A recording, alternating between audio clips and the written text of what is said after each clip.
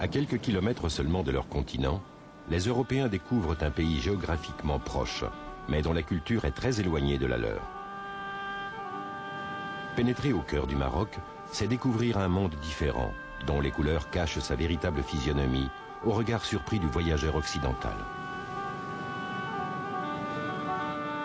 Organiser les impressions multiples que produisent ces images éblouissantes, de manière à obtenir un coloris réel, est un défi qui justifie pleinement un fascinant et merveilleux voyage.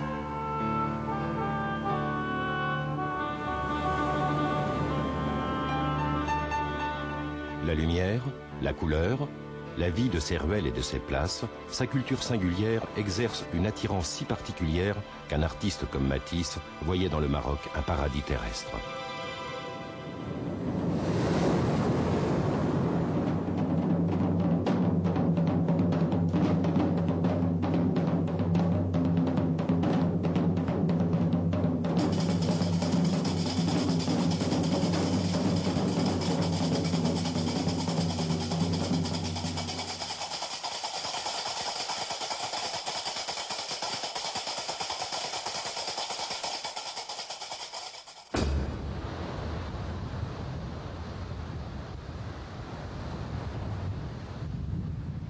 La façade maritime du Maroc s'étend sur 3500 km.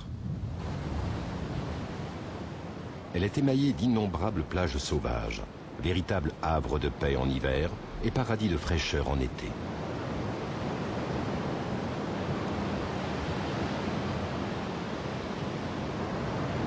Dans les pays musulmans comme le Maroc, la mer revêt une signification toute particulière. D'après l'interprétation traditionnelle d'un verset du Coran, le trône d'Allah, celui qui apprend à l'homme tout ce qu'il ignore, est sur l'eau.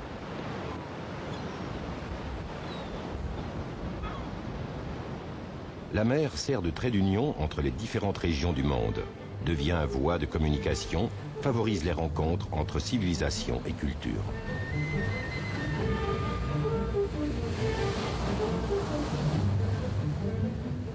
C'est par elle que les Romains sont arrivés au Maroc, où ils ont établi des comptoirs parmi les plus éloignés de leur capitale.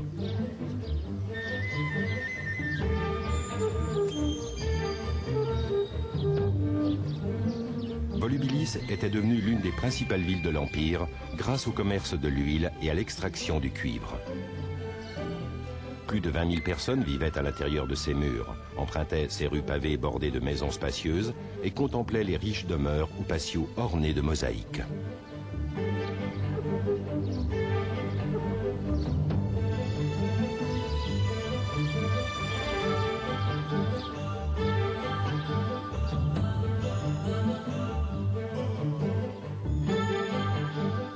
Les ruines qui subsistent témoignent aujourd'hui de sa splendeur passée.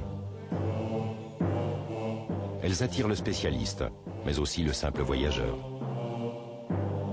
Colonnes, espaces dégagés, coloris des mosaïques et des sculptures aident à se remémorer et à reconstruire ce monde d'arcs de triomphe, de monuments majestueux, d'empereurs, de guerriers, de femmes et d'éphèbes. Un monde où se mêlent grandeur et esclavage, conquêtes et commerce.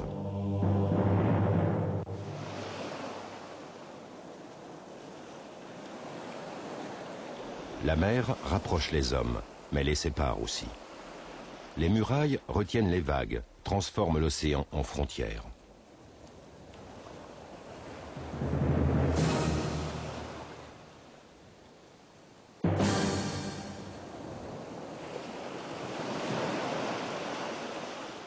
Les villes du sud-ouest du Maroc, où la pêche est florissante, étaient autant d'escales sur la route de l'Atlantique.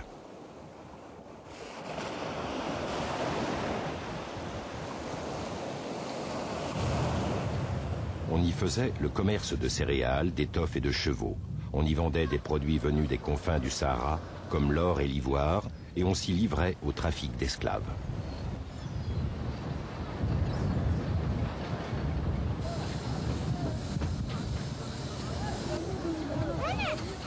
Une communauté juive très prospère s'est établie à Essaouira, aux côtés de la population autochtone, et y a développé l'économie et le négoce. Mais une telle richesse a fini par attiser les convoitises et les volontés de domination.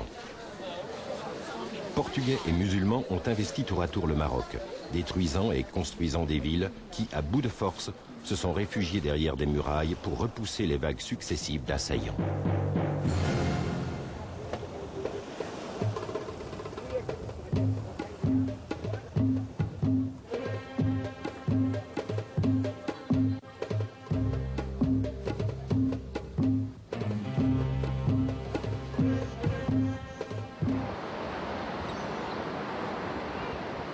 Ces villes, bâties par les Berbères, les Portugais ou les Arabes, ces cités au passé tumultueux dont le nom changeait à chaque nouvelle conquête, présentent désormais d'autres attraits pour le voyageur.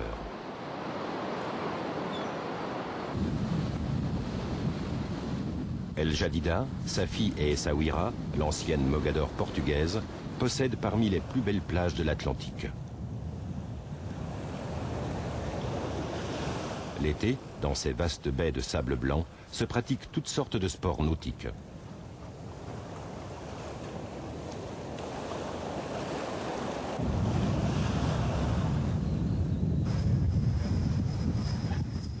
Dans les ports pittoresques et colorés, encombrés de filets de pêche et de bateaux se livrant à un balai incessant, on peut acheter des poissons et des coquillages ou les déguster dans des restaurants approvisionnés par l'une des flottes de pêche les plus importantes de l'Atlantique.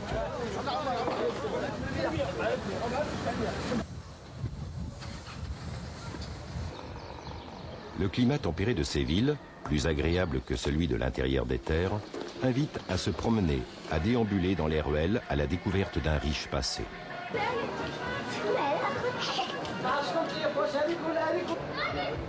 À Essaouira, la ville blanche et bleue, chaque culture a laissé son empreinte.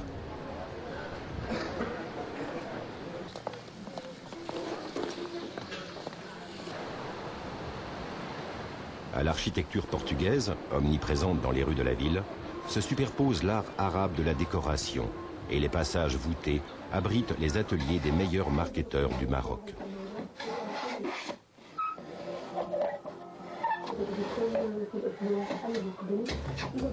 Les artisans travaillent différentes essences de bois, fabriquent des coffrets, des tables ou encore ces masques si caractéristiques, témoins d'une autre culture, celle des peuples du Sud, de l'Afrique ancestrale.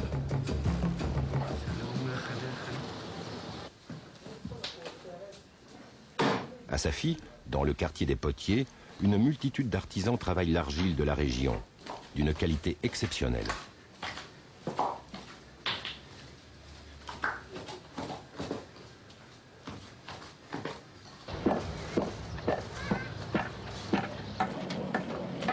Ils fabriquent des tuiles, mais aussi toutes sortes d'objets selon une technique traditionnelle. Tout en façonnant une pièce avec les mains, ils se servent de leurs pieds pour actionner le tour.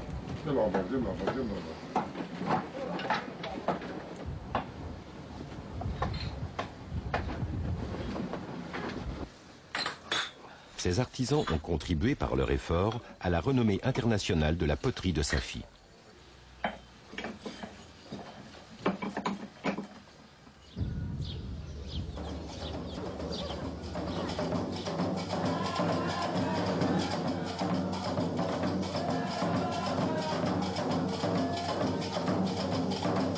La convergence des cultures et traditions berbères, arabes, juives et européennes, alliées à l'influence de l'Afrique subsaharienne, ont donné à ces villes un caractère cosmopolite et universel qui les différencie des autres cités marocaines, plus ancestrales.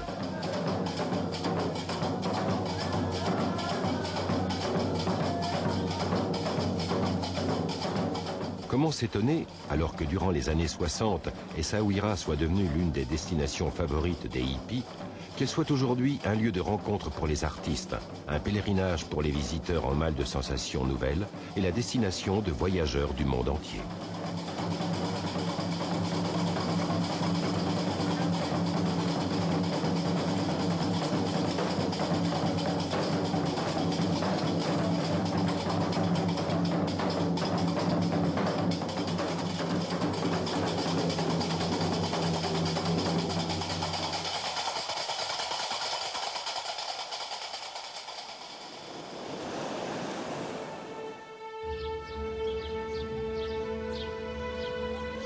D'autres régions du Maroc n'ont subi aucune influence étrangère. Protégées par des frontières naturelles, certaines villes ont acquis au fil des siècles la réputation d'être imprenables. Pour y parvenir, nous quittons Essaouira en direction de l'Est. Le Maroc que nous découvrons alors est moins accessible, davantage replié sur lui-même. Le long des routes et des chemins, la vie s'écoule lentement au rythme de la nature, aussi inaltérable que le temps.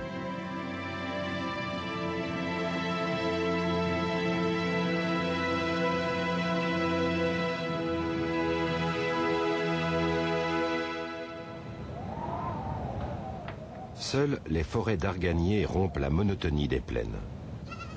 L'arganier est une espèce endémique du Maroc, d'une vitalité prodigieuse. Ses feuilles servent de fourrage au bétail et de ses fruits est extraite une huile orangée.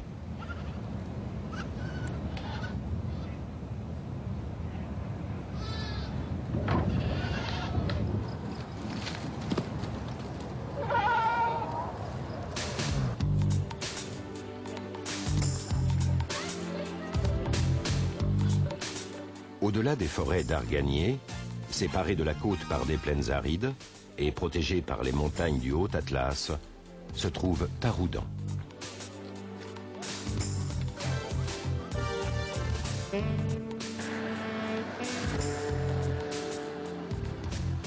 Ville rebelle durant une grande partie de son histoire, Taroudan s'est replié derrière ses remparts, repoussant tous les assaillants.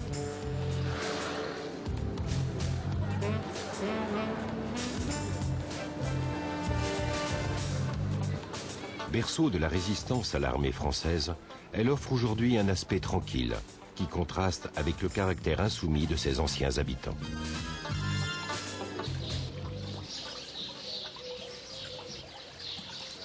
Taroudan, la paisible. Au pied de ces murailles s'étendent des jardins luxuriants qui conduisent au patio des anciens palais transformés en hôtels de luxe.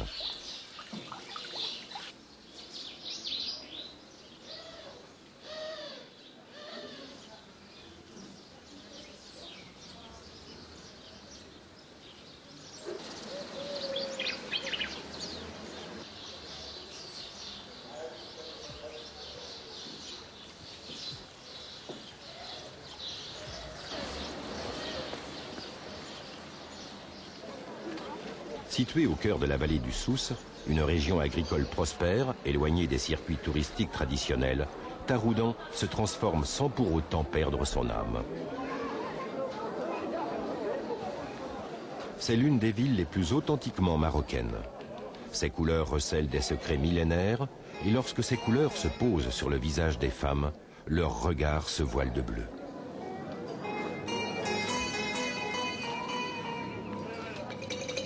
Pourquoi le bleu? Personne ne le sait vraiment. Certains affirment que c'est la couleur des hommes du désert. D'autres vous diront qu'elle honore la mémoire du sultan bleu qui a pris la tête de la rébellion contre les Français au début du XXe siècle. Mais en fait, peut-être seules ces femmes inaccessibles, voilées de mystère, connaissent-elles la réponse. Le voyageur européen qui les regarde éprouve des sensations contradictoires. À l'éblouissement causé par la couleur, au plaisir de se trouver dans un monde différent, se mêle un sentiment plus subtil. La curiosité de savoir pourquoi ces femmes doivent dissimuler leur corps, leurs émotions et leurs sentiments dans les replis de leur intimité.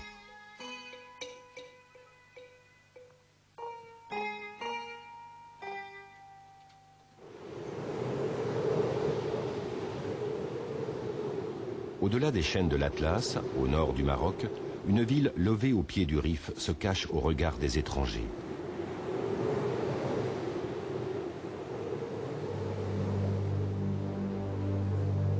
L'entrée de Chefchaouen, ville sainte, a été interdite aux chrétiens jusqu'au début du XXe siècle. Oser y pénétrer, c'était signer son arrêt de mort.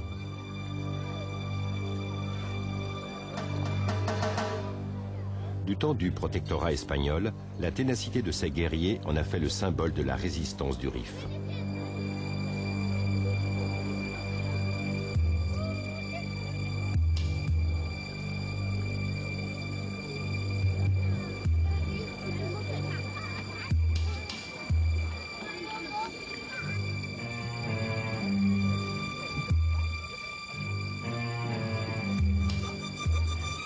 Mais l'époque des guerres est révolue. Et ce que Chefchaouen offre aujourd'hui, ce sont ces touches de couleurs qui ont tant attiré les peintres européens. Cette lumière tamisée qui se fond dans le bleu. Ces ruelles et ces places qui ont été d'extraordinaires sources d'inspiration. Chefchaouen est la synthèse de tout ce que les différentes villes marocaines, Tanger, Fès, Meknès, ont offert aux artistes européens. On y retrouve le bleu de Matisse, la luminosité de Delacroix, les coloris de Fortuny. À croire que cette ville indomptable, si longtemps privée de la présence physique du voyageur étranger, a voulu appréhender son âme.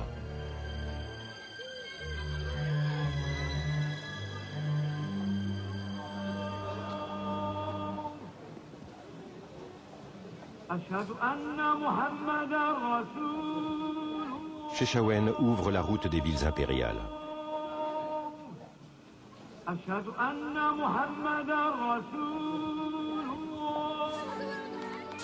Les Berbères étaient établis au Maroc avant l'arrivée des Arabes. Mais ce sont ces derniers qui ont fondé les grandes villes pour asseoir leur souveraineté. Le luxe ostentatoire des palais, des mosquées et des édifices publics était le symbole de leur puissance. À Fès, c'est par une grande esplanade que l'on accède à Dar el-Marksen, le palais du sultan. La façade, délicatement ouvragée, est surmontée d'un toit de tuiles vertes, couleur dont Mahomet aimait à répéter qu'elle réjouissait autant la vue que le visage d'une femme. Doutant de la véracité d'une telle affirmation, nous contemplons ces portes éblouissantes qui nous barrent la route. Il ne nous reste qu'à imaginer ce qui se cache derrière, car au Maroc, les palais royaux ne se visitent pas. Leur luxe reste hors de portée, jalousement protégé par des murs infranchissables.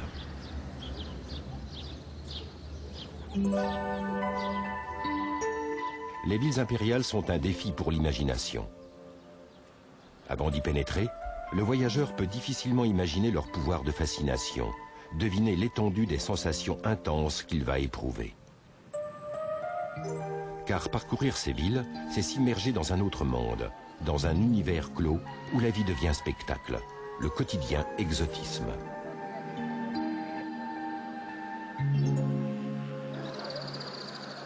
L'essence de Fès, c'est la Médina. Les murailles de la ville, qui forment de l'extérieur un ensemble parfaitement homogène, abritent un véritable labyrinthe de ruelles bigarrées où se cachent la lumière, le rythme et la couleur de la vie marocaine.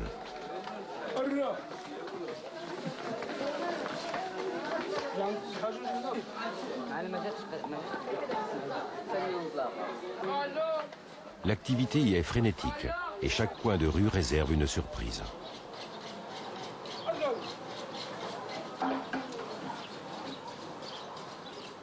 Le quartier des tanneurs est l'un des plus représentatifs.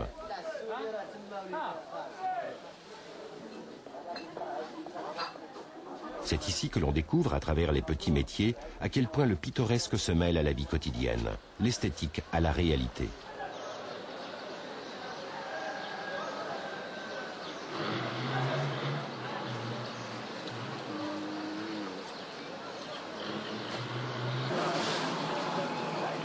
Le tannage est une opération complexe.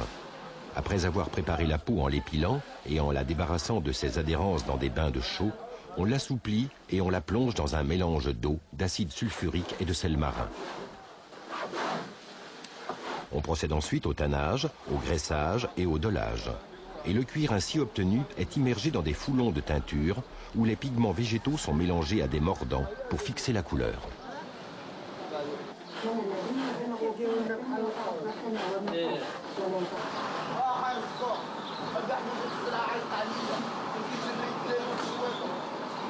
Ce métier exige beaucoup d'habileté, mais aussi une grande résistance.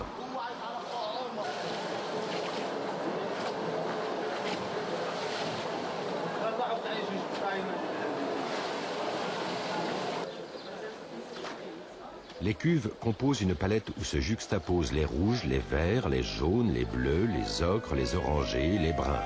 toute la gamme de couleurs dont peut rêver un artiste.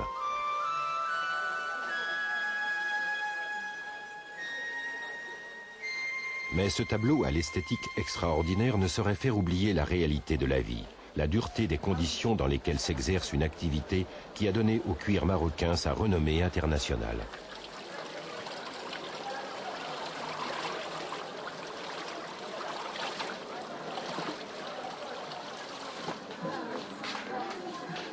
Dans les rues de la Médina, le profane côtoie sans cesse le religieux et l'animation ne gêne en rien la contemplation.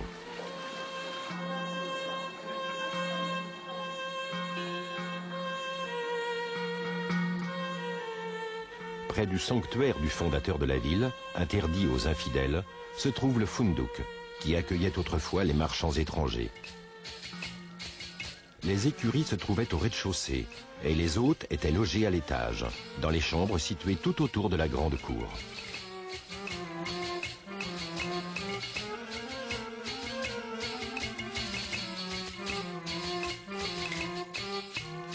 Tant de luxe surprend le voyageur.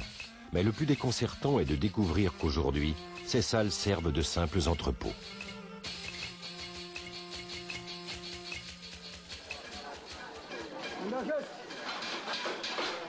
On dit qu'à Fès, toutes les rues mènent à la Karaouine, le vrai cœur de la ville.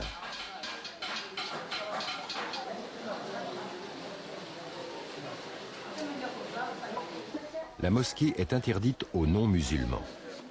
Mais ces 14 portes permettent d'observer de l'extérieur la richesse d'une ornementation typiquement almohade.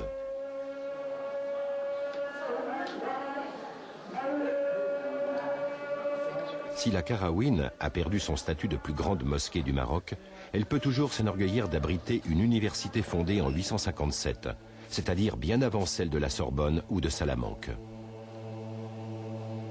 Pendant des siècles, on y a enseigné gratuitement différentes matières, dont la religion, les sciences, le droit et la littérature.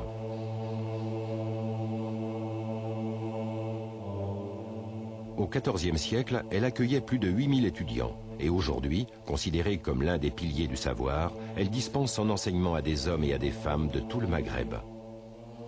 Sa bibliothèque, très réputée, possède l'une des plus grandes et des plus riches collections de littérature islamique du monde.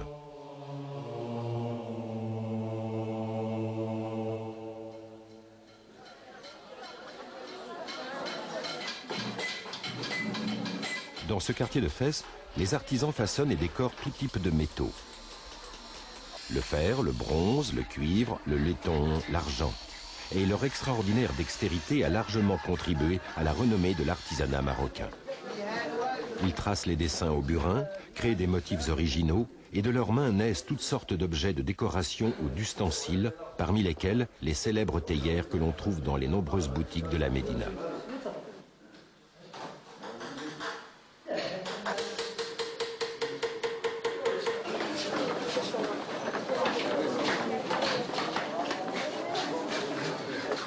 Dans les rues, les ateliers se succèdent. Très jeunes, les enfants abandonnent leurs jeux et commencent à travailler comme apprentis. Le savoir-faire se transmet ainsi de génération en génération.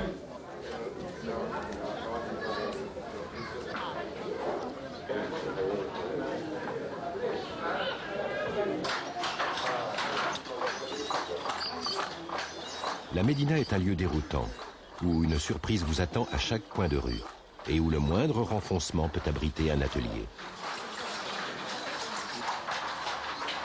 Tout le monde travaille, crée, apportant ainsi sa touche de couleur au tableau si caractéristique de ces régions du Maroc. Enfants, guides, artisans, commerçants, tous offrent leur aide ou leurs marchandises aux visiteurs. Parfois, l'amabilité devient pesante, la lutte pour la vie assombrit la couleur.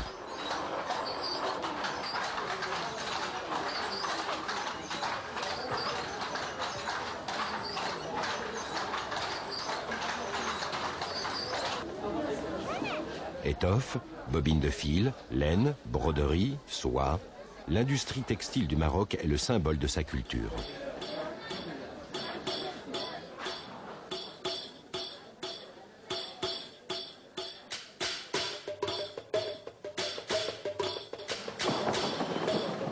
D'une qualité exceptionnelle, les tapis reflètent la diversité du pays, ses origines berbères et la richesse de la civilisation islamique.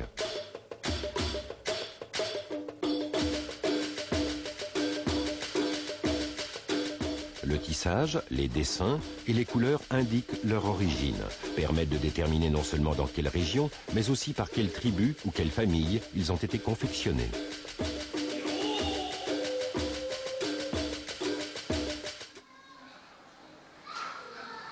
Une porte très discrète s'ouvre sur un monde fastueux et l'opacité des murs extérieurs cède le pas à la fantaisie.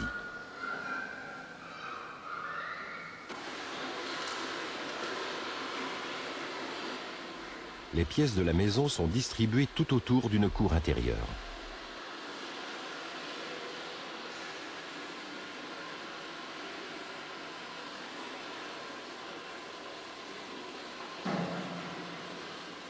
L'architecture, du patio central au toit aménagé en terrasse, compose un ensemble parfait protégé du monde extérieur, des rigueurs de l'hiver et de la chaleur étouffante de l'été.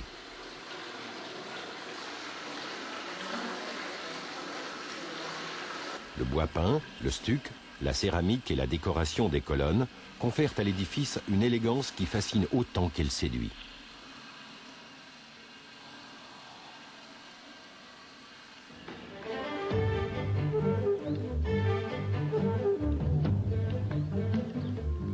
À 60 km à l'ouest de Fès se trouve l'une de ses grandes rivales, Meknès.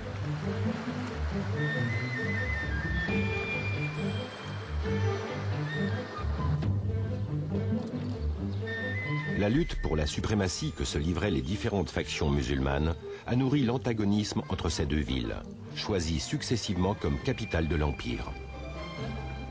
Tout était alors prétexte à un étalage de puissance, et les remparts servaient moins à défendre les cités qu'à faire preuve d'ostentation. Si ceux de Fès sont très étendus, ceux de Meknès le sont plus encore. Ils s'étendent sur 40 km, et 30 000 prisonniers ont été employés à leur construction. Pour les décorer, on n'a pas hésité à utiliser les pierres d'autres monuments de la ville. Bab Mansour El Hadj, la porte du renégat victorieux, ainsi nommée parce qu'elle a été construite par un architecte chrétien converti à l'islam, témoigne de la volonté du sultan de faire de Meknès une ville rivalisant de splendeur avec celle du roi Soleil.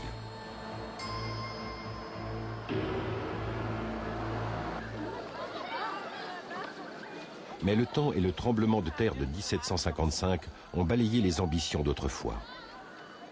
Désormais, la vie de cette cité dotée d'une université semble se concentrer sur l'immense place que surplombe la porte.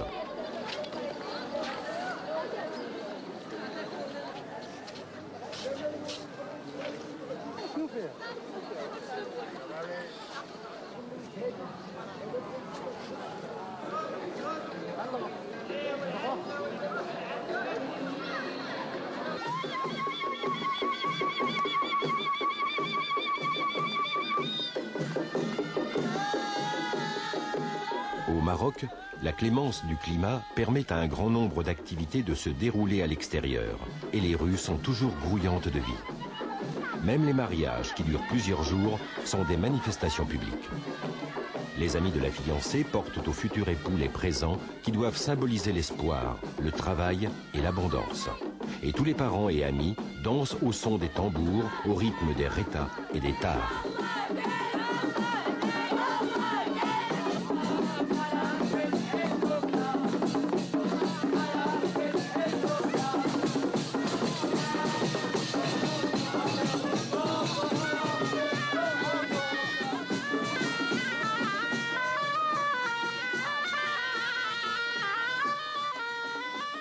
Les médersas, ou écoles coraniques, dispensent l'enseignement religieux.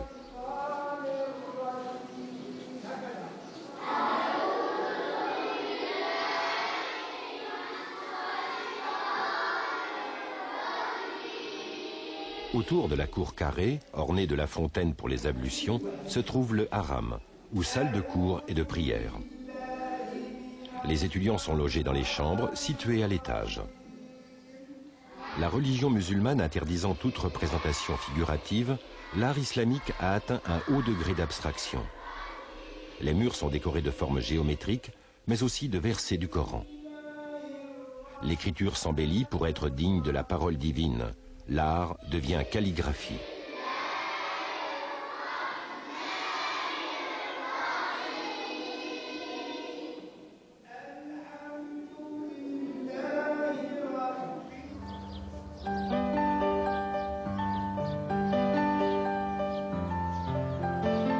Nous poursuivons notre voyage vers le sud. L'aridité à laquelle s'attend le voyageur n'est pas au rendez-vous. Ici, ruisseaux et rivières nourrissent abondamment la terre. Au Maroc, l'eau est une constante. Elle est indissociable de la vie, de la culture et des traditions.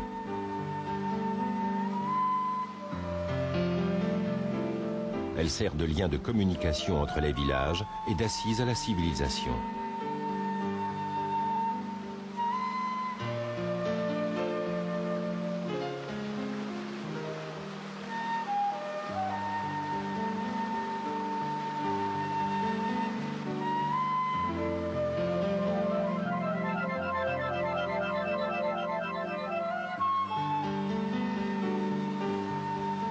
Dans les champs, les canaux d'irrigation apportent vie et richesse. Dans les fontaines et les jardins, l'eau réjouit l'esprit, favorise la réflexion et la méditation.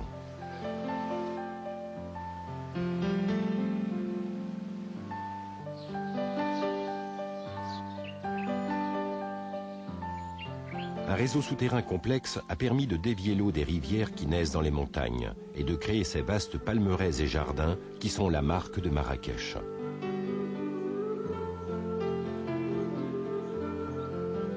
Ravitaillée en eau, la ville a pu se développer rapidement et devenir le centre d'un puissant empire.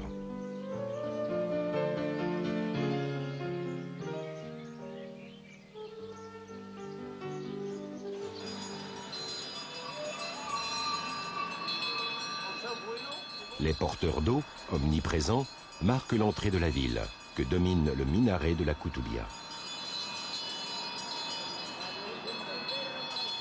Cette mosquée du XIIe siècle, actuellement en restauration, est l'une des plus belles de l'Occident musulman et le point de départ de toute visite de Marrakech.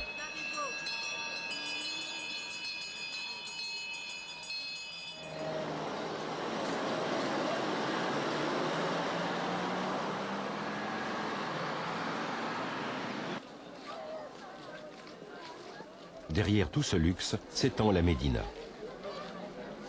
Située sur la route du Sahara, où elle servait de halte aux caravanes, Marrakech a rapidement confirmé sa vocation d'immense centre commercial et artisanal.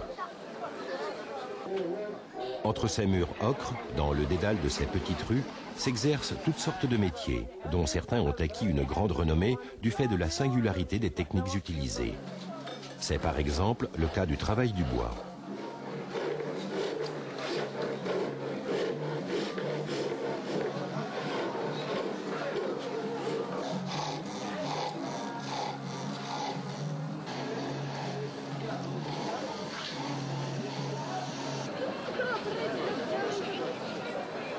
Les ruelles emmêlées de ce labyrinthe débouchent toutes au même endroit, comme si, réservant une surprise aux voyageurs, elles cherchaient à l'expulser du souk.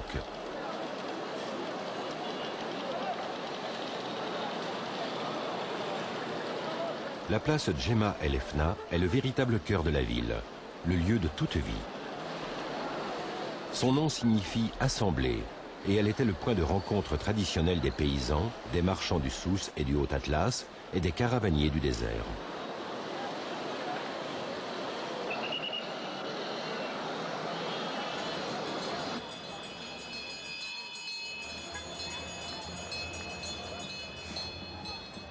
Elle n'est pas une simple attraction touristique, bien que les porteurs d'eau fassent la chasse aux voyageurs. Elle est un lieu d'une vitalité surprenante qui recèle toute l'âme du sud marocain. Cette gigantesque esplanade est un concentré de vie où tout se mélange. Les citadins et les villageois, l'imaginaire et le réel, le vrai et le faux. Le principal attrait de cette place est qu'ici, la vie devient spectacle.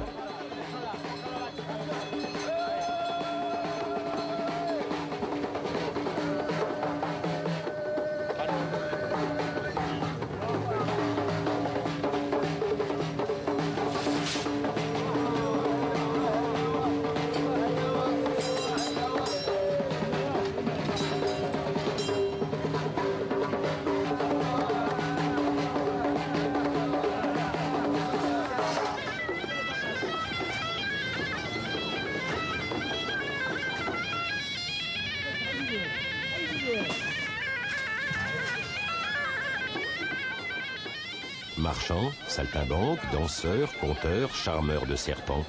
Ici, tout s'exhibe. Tout est offert. Chacun est libre de dessiner autour de lui un cercle imaginaire, le halqa, qui délimite son territoire et où se pressent les spectateurs.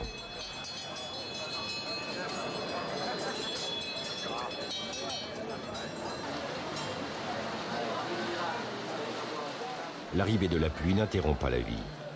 En quelques minutes, la place se vide, puis se remplit de nouveau.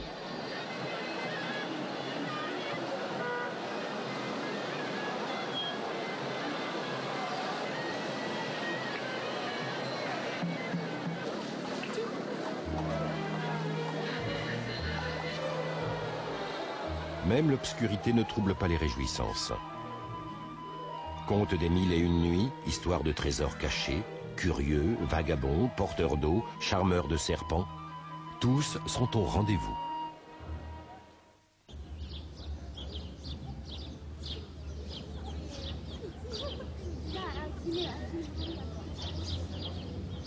Nous quittons Marrakech en direction du sud, vers ces montagnes de l'Atlas dont l'âpreté rompt brutalement avec la splendeur et la fantaisie du monde maghrébin.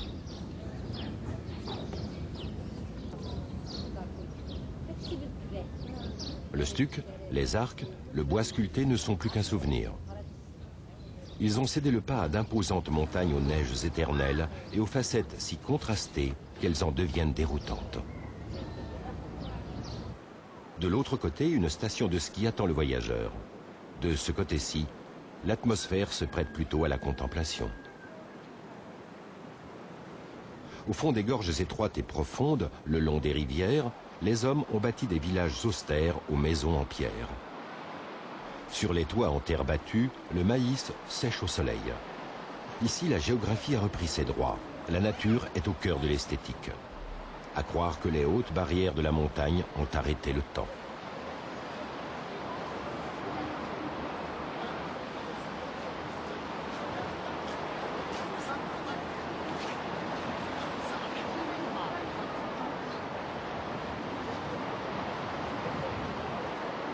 La vie dépend de la générosité de la nature. De tout temps, les femmes berbères ont eu à effectuer la plupart des travaux agricoles et se sont occupées aussi bien de leur famille que du bétail. Elles sont en contact direct avec la nature. Aucun voile ne vient entraver leurs mouvements. La difficile communion avec la terre et la vitalité de la vallée ont donné naissance à des coutumes différentes, doté ces hommes et ces femmes d'une vision des choses plus simples et plus libres. Comme si la montagne engendrait des sentiments différents, une autre culture, une autre civilisation.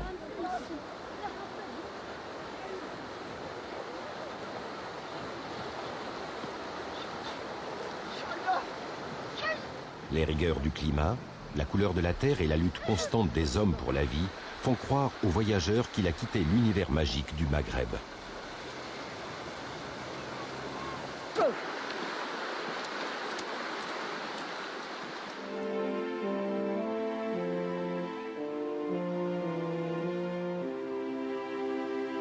Soudain, au cœur de tant d'âpreté, surgissent des ruines hérissées de créneaux. La Casbah de Telouet.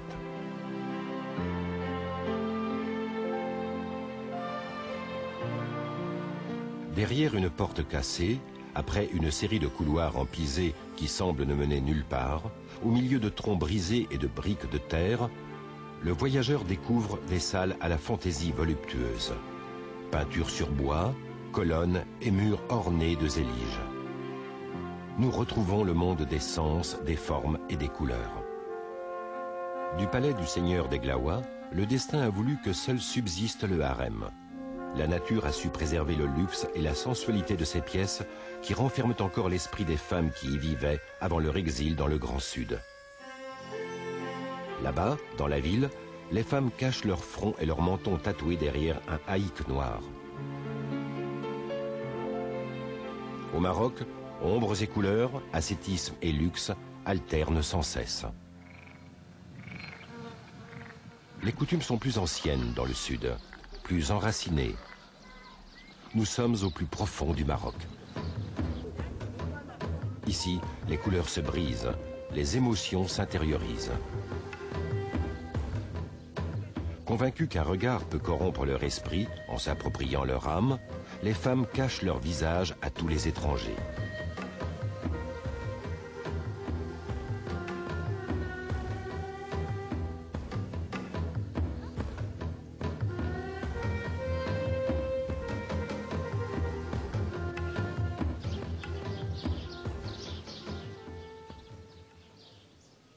De loin, le voyageur aperçoit une ville fortifiée, parsemée de tourelles où cohabitent les différentes familles.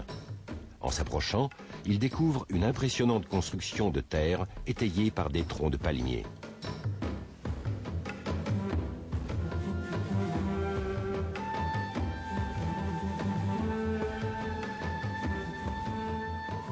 Protégés par ces murs, les habitants y vivent comme en des temps immémoriaux.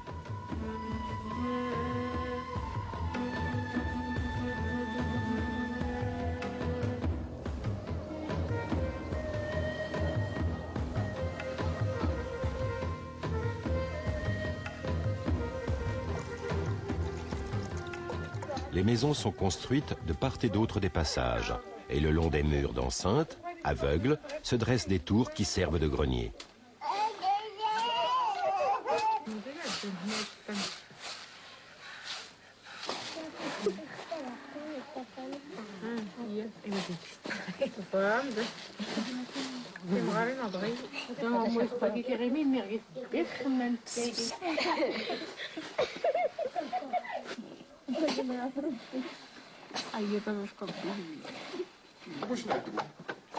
Le pisé est le matériau de construction le plus utilisé et aussi un excellent régulateur thermique. La ville abrite non seulement ses habitants, mais aussi le bétail. Tout est à la fois séparé et uni, les hommes, le bétail et le grain.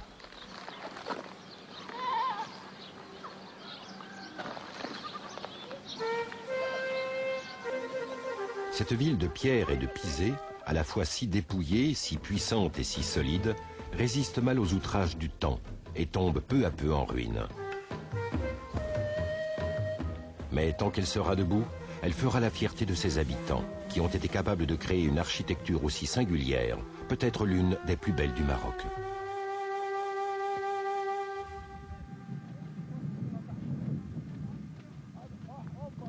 Ce pays est l'un des rares où il est encore possible de rêver d'aventure. Des expéditions dans le Sahara sont organisées au départ des derniers villages de la vallée du Draa.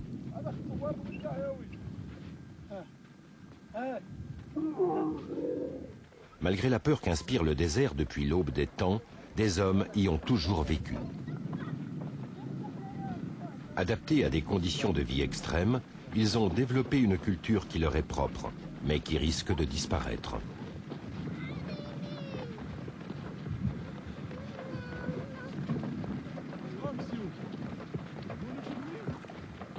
Le monde évolue, imposant un nouveau mode de vie et favorisant la sédentarisation. Mais il arrive encore aujourd'hui que l'on aperçoive des caravanes de dromadaires qui sont la marque des vrais nomades du Sahara septentrional. Dans le désert, la halte de nuit se prépare soigneusement. On ne peut prendre le moindre risque.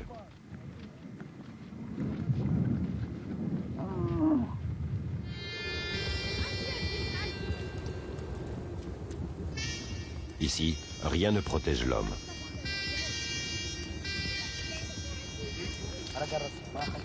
Comme disent les nomades, c'est dans le désert que s'exprime la vraie sagesse, car ce que l'on y possède n'est ni essentiel ni superflu, mais simplement nécessaire. Ces hommes n'ont presque rien, et pourtant, cela leur suffit pour vivre, et même pour rire et être heureux.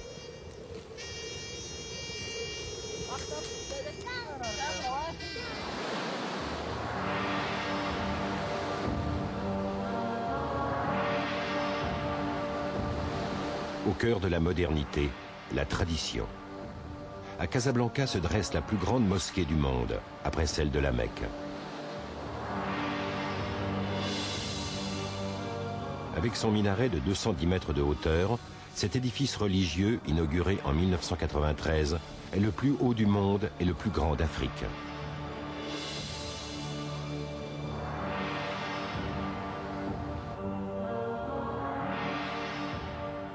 Bâtie aux 3/4 sur la mer, en respect de la tradition qui veut que le trône d'Allah se soit trouvé sur l'eau, cette mosquée colossale a été essentiellement financée par le peuple marocain, auquel elle a coûté quelques 450 millions d'euros.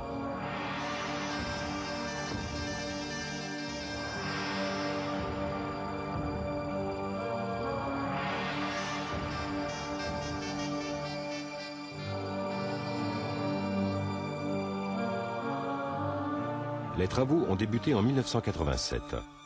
L'architecte, le français Michel Pinceau, avait en tête un édifice grandiose, et en effet, tout y est démesuré. La salle de prière, qui s'étend sur 20 000 mètres carrés, peut accueillir jusqu'à 25 000 fidèles, et la grande esplanade, à l'extérieur, plus de 80 000.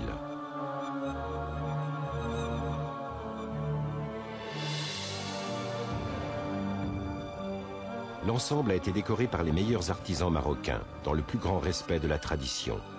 Zélige, mosaïques, motifs géométriques, bois peint et sculpté, stuc. Un travail soigné dans les moindres détails.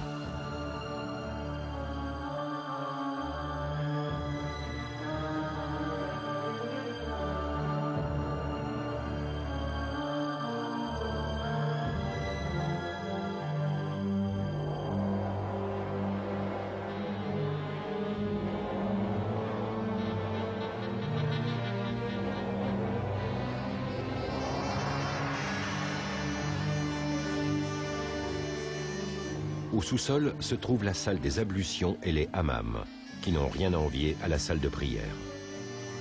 La mosquée abrite également une médersa, une bibliothèque et d'immenses salles de conférence.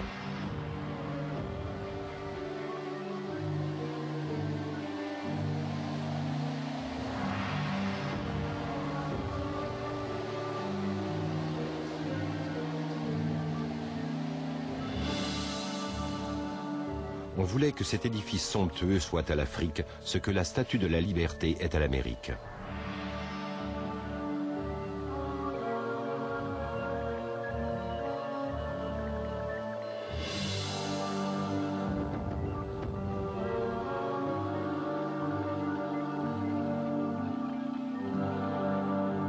Dans la ville des affaires, de l'industrie et du progrès, sa masse gigantesque semble vouloir symboliser le Maroc de la modernité, un islam ouvert au monde et à la science.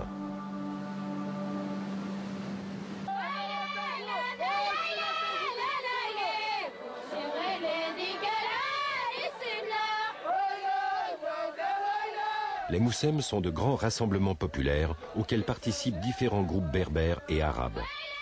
Associant le sacré au profane, ils ont lieu à l'occasion des grandes fêtes religieuses ou agricoles qui ponctuent chaque saison. Ils sont l'expression authentique de la vie rurale, mais servent aussi dans différentes villes à attirer marchands et visiteurs.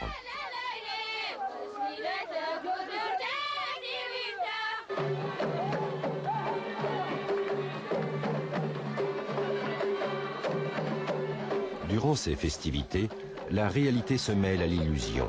Le vrai Maroc côtoie le Maroc tel que l'imaginent les Occidentaux.